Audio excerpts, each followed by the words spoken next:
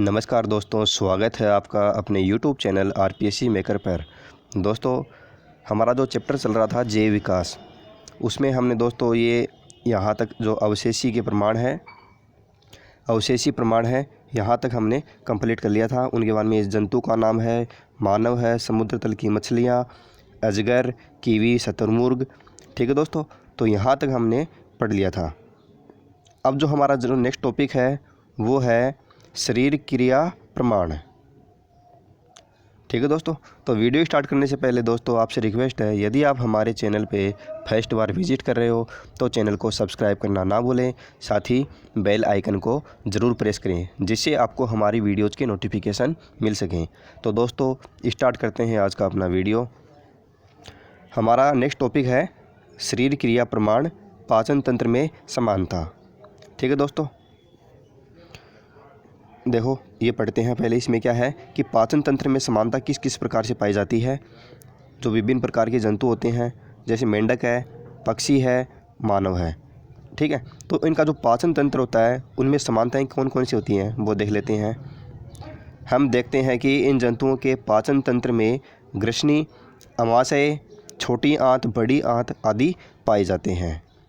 इनमें यकृत, अग्नाशयी आदि पाचक ग्रंथियां हैं। इनमें उत्पन्न पाचक रस व उनके कार्य भी समान है। अतः यह सिद्ध होता है कि इन जंतुओं का विकास एक निश्चित क्रम में हुआ है। ठीक है दोस्तों, तो इसमें क्या है कि जो ग्रसनी है, पाचन तंत्र में ग्रसनी, आमाशय, छोटी आंत, बड़ी आंत और ये आदि पाई जाती हैं। ठीक है, तो ये तो क्या है, ये जो पाचन तंत्र होता है उनके क्या है, ये हिस्से हैं। ठीक है, ये जो पाचन तंत्र होता है उनमें पाई जाती है ये सभी। ठीक है, और इसमें जो पाचक ग्रंथियां हैं वो कौन कौन सी है, यकृत और अग्नाशयी, यकृत और अग्नाशयी। और इनमें जो पाचक रस है, ठीक है, इनमें उत्पन्न पाचक रस व उनके कार्य भी क्या है, समान है। ठीक है, जिस तरह से मेंढक का जो पाचन तंत्र होता है उसी प्रकार से पक्षी का होता है। जिस प्रकार से पक्षी का होता है, इन सभी से मिलता जुलता किसका होता है, मानव का होता है। तो इससे क्या सिद्ध होता है कि उनका जो पाचक रस है, ठीक है, उनके जो उत्पन्न पाचक रस और उनके कार्य क्या है, समान है। सभी का कार्य क्या है, भोजन को पचाना। तो इससे सिद्ध होता है कि जंतुओं का विकास एक निश्चित क्रम में हुआ है। ठीक है दोस्तों, ये देखो इसमें दिखा रखा है विभिन्न जंतुओं के कंकाल है। मछली का है, ये मेंढक का है, ये सर्प का है, ये कुत्ता है, ये पक्षी है और ये मनुष्य है। ठीक है, ये उनके कंकाल दिखा रखे हैं। फिर है सामान्यतः पृष्ठवंशी जंतुओं में कंकाल पाया जाता है। इनमें रीढ़ की हड्डी पाई जाती है जो कि छोटी छोटी हड्डियों से मिलकर बनी होती है, जिन्हें कशेरुकाएँ कहते हैं। इनके हाथ पैर की हड्डियों व कंकाल तंत्रों में समानता यह बताती है कि इनके पूर्वज समान रहे होंगे। ठीक है दोस्तों, तो इनमें क्या है कि जो हाथ पैर की हड्डियाँ होती है, कंकाल तंत्र में समानता होती है, तो ये क्या बताता है, ये बताती हैं कि इनके जो पूर्वज हैं, ठीक है, इनके पूर्वज भी कैसे थे, इसी तरह से थे। समय के साथ परिस्थितियों में परिवर्तन होने से इनमें कुछ अंतर आ गया। तो इनमें जो अंतर होता है वो बिल्कुल माइनर डिफरेंस होता है, थोड़ा थोड़ा अंतर होता है। और वो भी किस प्रकार से होता है, परिस्थितियाँ जिस प्रकार से चेंज होती गई उस प्रकार से इनमें चेंज होता गया। फिर है अपना हृदय की जटिलता का प्रमाण। ठीक है, हृदय की जटिलता है वो किस किस प्रकार से, जैसे मछली है, इसकी हृदय की संरचना है, ये मेंढक की हृदय की संरचना है, ये सर्प की है, ये मनुष्य की है। ठीक है, इनमें क्या क्या समानताएं हैं और क्या क्या भिन्नताएं हैं वो हम देख लेंगे। देखो, हम देखते हैं कि मछली के हृदय की संरचना सबसे सरल होती है। देखो ये क्या है, सबसे सरल संरचना यही है मछली की। और एवं मनुष्य की जटिल, जो कि एक निश्चित विकास का क्रम दर्शाता है। तो हृदय की संरचना है वो पहले सरल थी, फिर सरल से क्या होता गया, थोड़ा और जटिल हुआ, फिर उससे और जटिल हुआ, फिर और सबसे जटिल हो गया। ठीक है, सबसे सरल हृदय की संरचना मछली की है, सबसे जटिल किसकी है, मनुष्य की हृदय की संरचना। अब देखो इनमें जो सारणी दर्शा रखी है, इसमें देखो मछली है, इसमें क्या पाए जाते हैं, दो कोष्ठ। इसमें होते हैं दो कोष्ठ, दो कोष्ठ में एक आलिंद और एक निलय। मेंढक में तीन कोष्ठ होते हैं, दो आलिंद और एक निलय। देखो ये तो आलिंद है, ये है निलय। ठीक है दोस्तों, और इसमें क्या पाया जाता है, इसमें एक आलिंद और एक निलय, 2 कोष्ठ होते हैं, इसमें 3 कोष्ठ होते हैं, 2 आलिंद और 1 निलय। सर्प में 2 आलिंद और 2 अपूर्ण निलय। ये देखो सर्प है, इसमें 2 तो आलिंद हो गए, और ये क्या है, 2 है, ये 2 निलय है, और वे भी कैसे हैं, अपूर्ण है। और मनुष्य में कितने हुए, मनुष्य के हो गए 4 कोष्ठ हो गए, इसमें भी 3 कोष्ठ हैं, इसमें भी। ठीक है, इसमें कितने कोष्ठ हैं, 1 2 3 4, 2 आलिंद हो गए ऊपर वाले और 2 निलय हो गए नीचे वाले। फिर है रुधिर प्रोटीन में समानता। रुधिर प्रोटीन में समानता विभिन्न वर्गों के जंतुओं, उदाहरण मनुष्य, वन मानुष, बंदर, मछली तथा मेंढक आदि के रुधिर प्रोटीन में समानता पाई जाती है। फिर है भ्रूणीय प्रमाण। ठीक है दोस्तों, इनमें क्या होती है, जो रुधिर का प्रोटीन होता है उसमें समानता पाई जाती है। फिर है भ्रूणीय प्रमाण।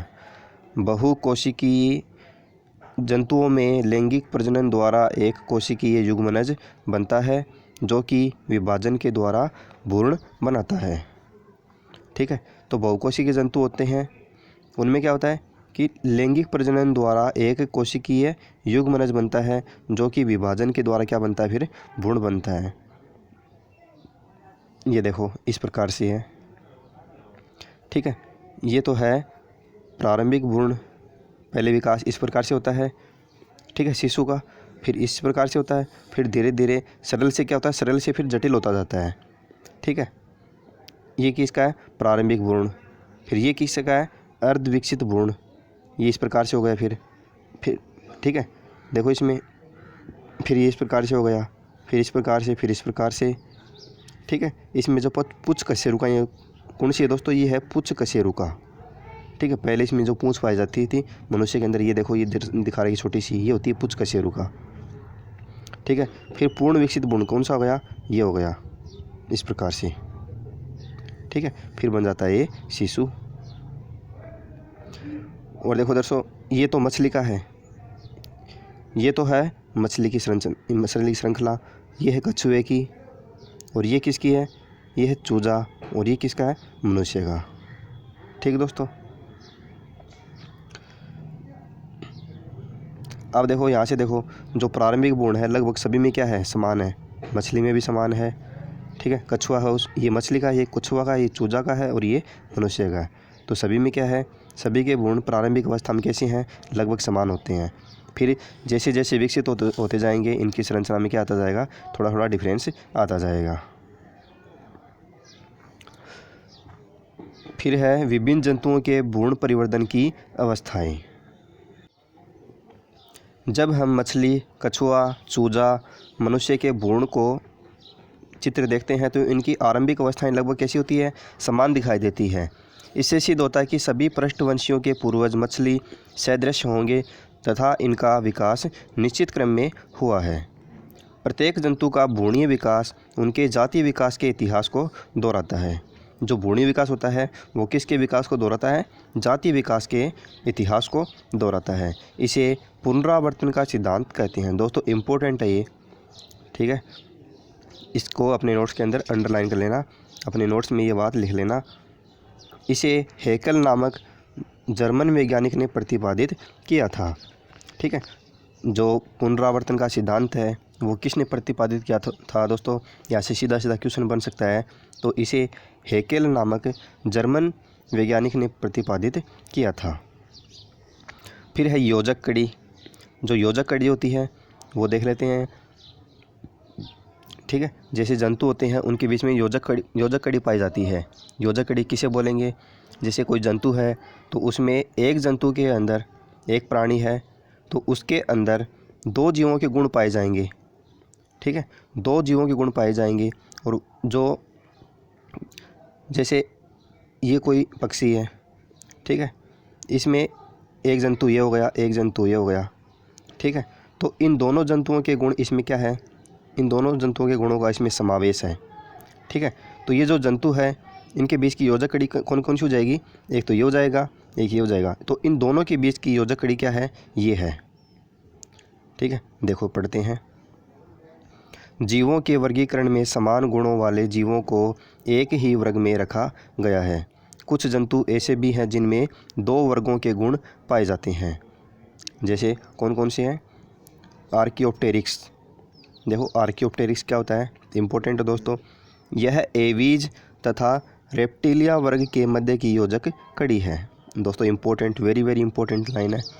यह एवीज तथा रेप्टिलिया वर्ग के मध्य की योजक कड़ी है। अब एवीज नाम आ गया और एक आ गया रेप्टिलिया। अब ये 2 नाम आ गए, ये क्या होते हैं ये भी देखेंगे। अभी यहाँ पर आपको कंप्लीट का समझ में आ जाएगा क्या होता है एवीज क्या होता है और रेप्टिलिया क्या होता है। देखो, क्योंकि इस जंतु के कुछ लक्षण जैसे चोंच, पंख, पैरों की आकृति आदि एवीज वर्ग के, तो एवीज वर्ग यानी पक्षी वर्ग। तो एवीज वर्ग कौन से हो गए? जितने भी पक्षी हैं आपके वो किस वर्ग में आते हैं? वो आते हैं सभी एवीज वर्ग में आते हैं सभी पक्षी। ठीक है, जिनकी चोंच होती है, पंख होते हैं, पैर होते हैं। ठीक है, तो ये क्या आते हैं? एवीज वर्ग कहलाते हैं। समझ गए होंगे अब तो आप एवीज वर्ग क्या होते हैं। और कुछ लक्षण जैसे दांत, पूंछ तथा शरीर पर सल्कों का होना रेप्टिलिया वर्ग के हैं। जैसे दांत होना, पूंछ और शरीर पर क्या होना? सल्क। सल्क किस में पाई जाती है? मछलियों में। तो ये किसके एग्जाम्पल है? ये है रेप्टिलिया वर्ग के एग्जाम्पल। ठीक है दोस्तों, तो ये हो गए आर्कियोप्टेरिक्स। आर्कियोप्टेरिक्स किसके मध्य की योजक कड़ी है? एवीज और रेप्टिलिया। एवीज होते हैं सारे पक्षी और रेप्टिलिया कौन से होते हैं? जो रेंग कर चलते हैं, जिनके अंदर दांत होते हैं, पूंछ होते हैं और शरीर पर सल्क पाई जाती है। ये देखो ये एग्जाम्पल दिखा रखा है। ठीक है, ये एग्जाम्पल है किसका है? मोर का है। ये कौन सा है? ऑर्कियोप्टेरिक्स का है। ठीक है, ऑर्कियोप्टेरिक्स है ये इसमें एवीज और रेप्टिलिया दोनों के गुण पाए जाते हैं इसमें। ठीक है दोस्तों,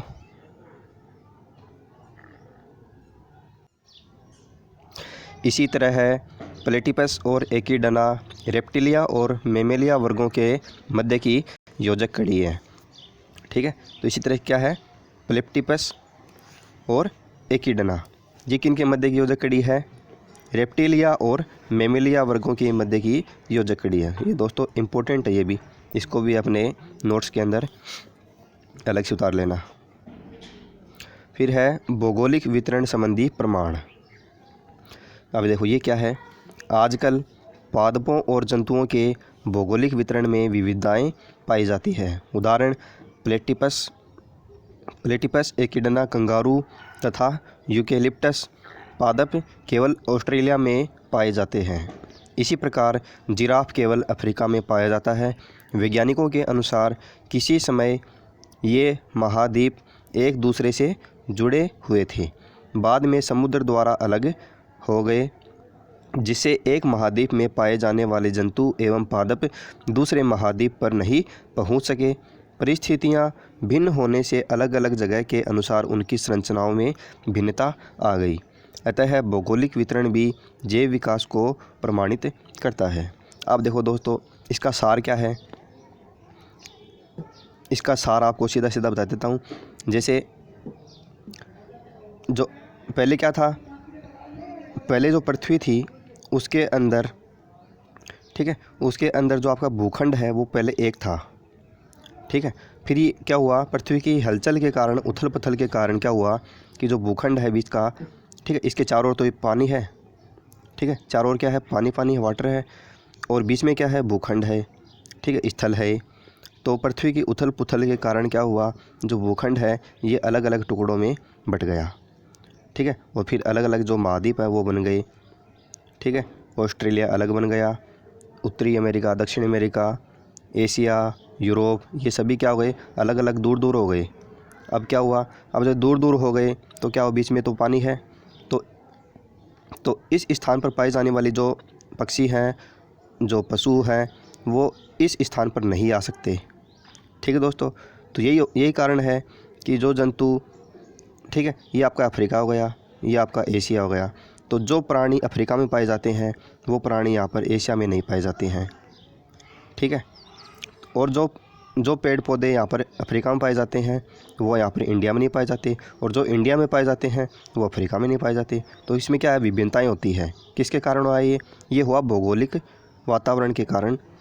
ठीक है, किसके कारण, जो पृथ्वी की हलचल हुई उसके कारण हो गए ये।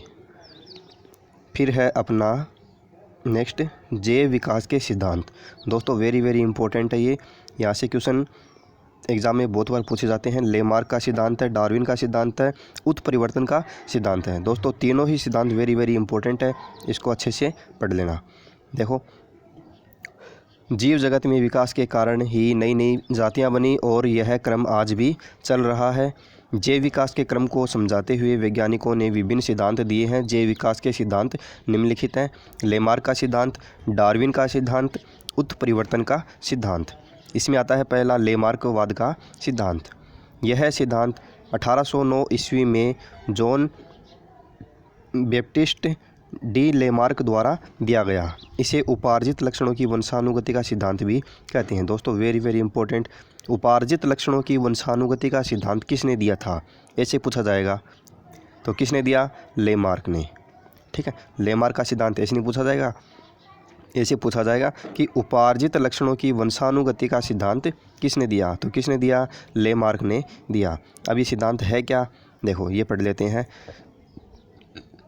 लेमार्क के अनुसार वातावरण में हुए परिवर्तनों के कारण अधिक प्रयोग में आने वाले अंग अधिक विकसित तथा कम प्रयोग में आने वाले अंग लुप्त हो गए।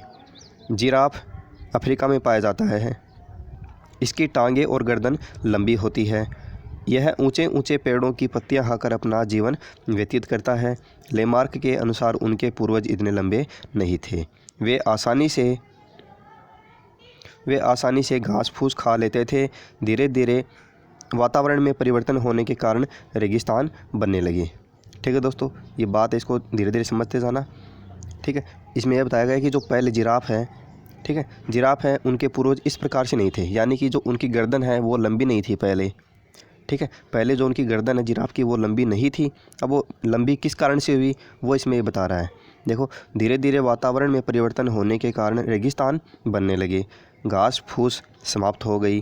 पेड़ों की पत्तियां जो ऊंचाई पर थी को प्राप्त करने के लिए जिराफ को अपनी अगली टांगों और गर्दन का अधिक प्रयोग करना पड़ा। ठीक है दोस्तों, अब जो जिराफ है धीरे धीरे रेगिस्तान बनने लगे। अब उसको जो ज़मीन है, भूमि है, उस पर तो उसको खाने को कुछ मिला नहीं। अब क्या करेगा वो, अब जो ऊपर पेड़ पौधे हैं ऊंचाई पर स्थित है, उनका भोजन जो भी पत्तियां हैं, फूल हैं, जो भी खाएगा वो, तो उसके लिए उसको अपनी जो अगली दो टांगें होती है, अगली दो टांगें और अपनी गर्दन का अधिक उपयोग करना पड़ेगा। फलस्वरूप उसकी टांगें व गर्दन लंबी होती गई। ये लक्षण पीढ़ी दर पीढ़ी वंशानुगत हो गए। अब पीढ़ी दर पीढ़ी कैसे, ठीक है, जैसे पहली पीढ़ी है, फर्स्ट पीढ़ी में उसकी गर्दन हुई 3 फुट की, अगली पीढ़ी में फिर 4 फुट की, अगली पीढ़ी में 5 फुट की। तो इस तरह से धीरे धीरे क्या हो गई, उसकी गर्दन और टांगें, ठीक है, गर्दन और टांगें दोनों क्या होती गई, लंबी होती गई। तो अब ये लंबी क्यों हुई ये तो बता रहा है इसमें। देखो, उत्परिवर्तनवाद का सिद्धांत है ये उपार्जित लक्षणों की वंशानुगति। उपार्जित लक्षणों की वंशानुगति यानी जो हमारे अंग काम आते हैं। देखो, लेमार्क के अनुसार वातावरण में परिवर्तनों के कारण अधिक प्रयोग में आने वाले अंग विकसित होते हैं। जो भी अंग हमारे अधिक काम आएंगे वो तो होंगे विकसित, और जो भी अंग हमारे काम में नहीं आएंगे, प्रयोग में नहीं आएंगे, वो क्या हो जाएंगे, लुप्त हो जाएंगे। ठीक है, तो धीरे धीरे क्या होंगे, जो जिराफ है उसकी अगली दो टांगें और जो गर्दन है वो अत्यधिक काम में आई। इस फलस्वरूप क्या हुआ, जो अगली टांगें हैं, ये देखो यहाँ पर दिखा रखा है, ठीक है, पहले इस प्रकार से थे, फिर धीरे धीरे क्या हो गई, इसकी गर्दन लंबी होती गई इस प्रकार से। ठीक है, तो इनका अत्यधिक प्रयोग होने से टांग और इस गर्दन, इसका प्रयोग अत्यधिक होने से ये फिर जिराफ की लास्ट में ये छवि या आकृति बन गई। ठीक है, ये है। फिर है सर्प भूमि में बने बिलों में रहता है। पैर बिल में घुसने में बाधा उत्पन्न करते थे। ठीक है दोस्तों, अब बात हो रही है इसकी जिराफ से हटकर सर्प की। जो सांप होते हैं, पैर बिल में घुसने में बाधा उत्पन्न करते थे, इसलिए पैरों का उपयोग कम होने के कारण ये छोटे होते गए और अंत में लुप्त हो गए। ठीक है। अब जो सर्प थे पहले इस तरह से नहीं थे जो आज है। आज क्या है कि जो सर्प हैं उनके पैर नहीं होते हैं, वो रेंग कर चलते हैं। पहले क्या होते थे कि जो उनके पैर थे वो होते थे, लेकिन उनके पैर हैं जब वो बिल में घुसते थे तो उनमें बाधा उत्पन्न करते थे और पैरों का उपयोग नहीं करते थे। अब जिन अंगों का उपयोग नहीं करेगा प्राणी वो क्या हो जाएंगे, लुप्त हो जाएंगे। वैज्ञानिकों ने लेमार्क के सिद्धांतों का खंडन किया। उसके अनुसार अगर चूहों की पूंछ पीढ़ी दर पीढ़ी काटी जाती है तो भी कभी पूंछ कटा हुआ चूहा पैदा नहीं हुआ। अब दोस्तों जो लेमार्क का सिद्धांत है उसका वैज्ञानिकों ने क्या कर दिया, खंडन कर दिया। ठीक है, उसके सिद्धांत को गलत बता दिया। गलत किस प्रकार से बताया? गलत इस प्रकार से बताया कि उन्होंने चूहों पर प्रयोग किया। ठीक है, तो चूहों की एक पीढ़ी की उसने पूंछ काट दी। फिर क्या हुआ, जब चूहों की अगली संतान हुई तो क्या हुआ कि जो उनकी जो अगली संतान है उसमें भी पूंछ थी, यानी उसमें जो पहली पीढ़ी में पूंछ काटी थी तो उसका प्रभाव अगली पीढ़ी में नहीं पड़ा। तो इस प्रकार से जो लेमार्क का सिद्धांत था उसका खंडन कर दिया। फिर लड़कियों के पीढ़ी दर पीढ़ी कान छिदवाए जाते हैं, परंतु कभी कान कटी या कान छिदी हुई लड़की पैदा नहीं होती है। तो ये दोनों एग्जाम्पल हैं, ये किसके सिद्धांत का खंडन करते हैं? लेमार्क के सिद्धांत का खंडन करते हैं। फिर है डार्विन का सिद्धांत। चार्ल्स डार्विन ने जैव विकास हेतु प्राकृतिक वर्ण का सिद्धांत दिया था। और दोस्तों इम्पोर्टेंट ये है कि प्राकृतिक वर्ण का सिद्धांत किसने दिया था? डार्विन के। किसने? डार्विन ने। डार्विन के सिद्धांत के विभिन्न चरण निम्नानुसार हैं। अब देखो ये पढ़ लेते हैं। डार्विन का सिद्धांत क्या कहता है? सजीवों में संतानोत्पादन। ठीक है, सजीवों में संतानोत्पादन। प्रत्येक जीव अपनी जाति को बनाए रखने के लिए संतानोत्पादन करता है। हाथी अपने जीवन काल में लगभग 8 संतानें उत्पन्न करता है। यह एक धीमा प्रजनक है।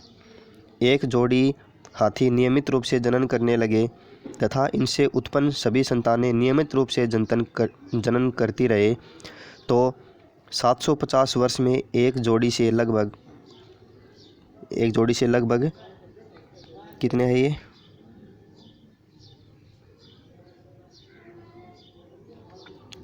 देखो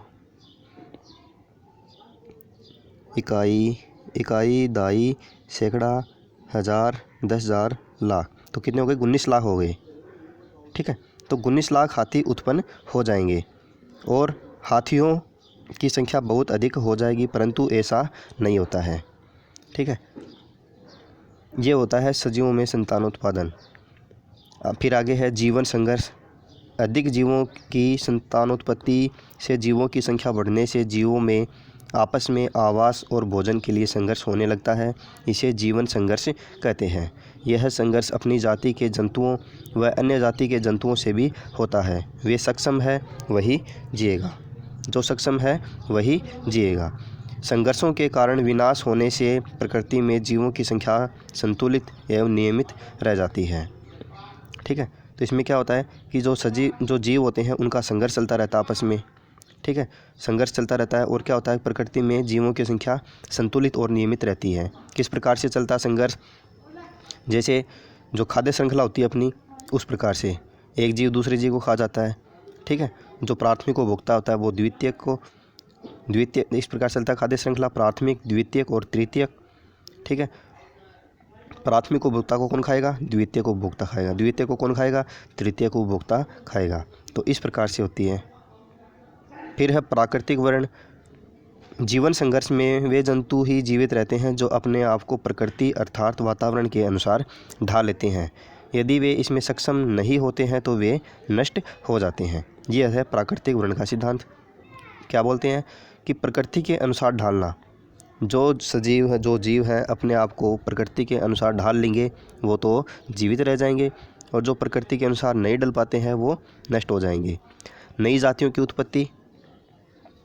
लाभदायक लक्षणों की वंशानुगति पीढ़ी दर पीढ़ी होती रहती है। वह हानिकारक अनावश्यक लक्षण धीरे धीरे विलुप्त या अवशेषित हो जाते हैं। कई बार विभिन्नताएं इतनी बढ़ जाती है कि हजारों लाखों वर्षों के बाद भी नई पीढ़ी पुरानी पीढ़ी से अत्यधिक भिन्न हो जाती है और एक नई जाति का विकास हो जाता है। उदाहरण के लिए आरंभ में कुत्ता, गीदड़ व भेड़िया तीनों एक ही जाति के सदस्य थे, परंतु वातावरण परिवर्तन के कारण स्वयं को वातावरण के अनुसार बनाने के लिए इनके आकार व शारीरिक लक्षणों में अंतर आ गया और हजारों वर्षों के बाद अंत में कुत्ता, गीदड़ व भेड़िया 3 नई जातियां विकसित हो गई। ठीक है, तो ये हो गई नई जातियों की उत्पत्ति इस प्रकार से। फिर है नव डार्विनवाद। ठीक है दोस्तों, नव डार्विनवाद। डार्विन ने अपने पुराने सिद्धांत में नए दृष्टिकोण जोड़कर नव डार्विनवाद का सिद्धांत दिया। इनके अनुसार नई जाति की उत्पत्ति जाति विशेष के सदस्यों में जीन परिवर्तन के कारण होती है। अब जो डार्विनवाद है, जो प्राकृतिक वर्ण का सिद्धांत दिया था डार्विन ने, उन्होंने अपना जो सिद्धांत था उसमें परिवर्तन किया। उसमें क्या बताया कि जीन परिवर्तन के कारण होती है क्या, जाति की उत्पत्ति। ठीक है, नई जाति की उत्पत्ति होती है वो किस प्रकार होती है कि जीन में जो परिवर्तन कर देंगे, ठीक है, जीन में परिवर्तन कर देंगे तो क्या हो जाएगी, नई जाति की उत्पत्ति हो जाएगी। केवल आनुवांशिक विभिन्नताएं वंशानुगत होती है, वह वातावरणीय विशेषताएं जंतु के साथ समाप्त हो जाती है। इसमें क्या बताया गया है कि जो आनुवांशिक विभिन्नताएं होती है वो ही वंशानुगत होती है। फिर है उत्परिवर्तनवाद का सिद्धांत। उत्परिवर्तन का सिद्धांत किसने दिया था, ह्यूगो डी व्रीज नामक वैज्ञानिक ने। दोस्तों ये इम्पोर्टेंट है, यहाँ से क्वेश्चन पूछा जाता है बहुत बार कि उत्परिवर्तन का सिद्धांत किसने दिया, ह्यूगो डी व्रीज ने। उन्होंने जब पौधों पर परीक्षण किया तो पाया कि कुछ पौधे अकस्मात अपनी जाति से बिल्कुल भिन्न उत्पन्न हुए लक्षण वंशागत होकर पीढ़ी दर पीढ़ी स्थानांतरित होते हैं। इन्हीं अकस्मात वंशागत लक्षणों परिवर्तनों की क्रिया को उत्परिवर्तन कहते हैं। जीवों में उत्परिवर्तन निम्नलिखित कारणों से हो सकते हैं। देखो ये कौन कौन से हैं, जीनों की संख्या में परिवर्तन, जीनों की व्यवस्था में परिवर्तन, जीनों की संरचना में परिवर्तन। और उत्परिवर्तन के माध्यम कौन कौन से हैं, मस्टर्ड गैस, नाइट्रस अम्ल, फिनोल, अक्स किरणें और बीटा किरणें। ठीक है दोस्तों, तो ये है उत्परिवर्तन के सिद्धांत। उत्परिवर्तन किन के माध्यम से होता है, जीनों की संख्या में परिवर्तन, जीनों की व्यवस्था में परिवर्तन और जीनों की संरचना में परिवर्तन। ठीक है दोस्तों,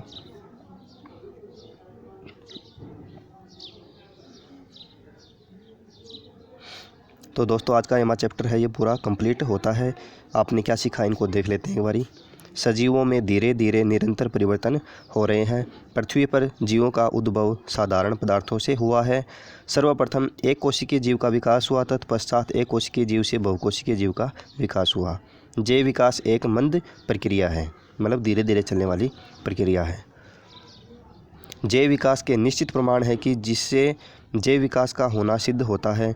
वर्गीकरण प्रमाण, शारीरिक संरचना प्रमाण, जीवाश्म प्रमाण, अवशेषी प्रमाण, शरीर क्रिया प्रमाण, भ्रूणी प्रमाण, योजक कड़ी प्रमाण, भौगोलिक वितरण प्रमाण आदि जैव विकास के प्रमाण हैं। लेमार्क के अनुसार जैव विकास का आधार अंगों की उपयोगिता का कम या अधिक होना है। फिर है डार्विन ने प्राकृतिक वर्ण के सिद्धांत को जैव विकास का आधार माना है। उत्परिवर्तन के सिद्धांत के अनुसार विकास गुणसूत्रों में होने वाला अकस्मात वंशानुगत परिवर्तन है। अब देखो दोस्तों इनकी क्वेश्चन देख लेते हैं।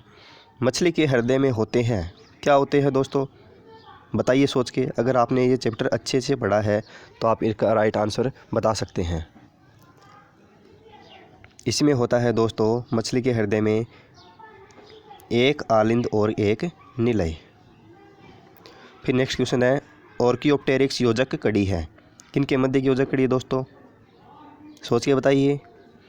इसका जो राइट आंसर होगा वो होगा ऑप्शन नंबर ब, रेप्टिलिया व एवीज के मध्य। क्वेश्चन नंबर 3, उत्परिवर्तन का सिद्धांत किसने दिया था, ये तो अभी पढ़ा हमने, ह्यूगो डी व्रीज। व्हेल के अग्रपाद कहलाते हैं, तो व्हेल मछली होती है, उसके अग्रपाद क्या कहलाते हैं, फ्लिपर।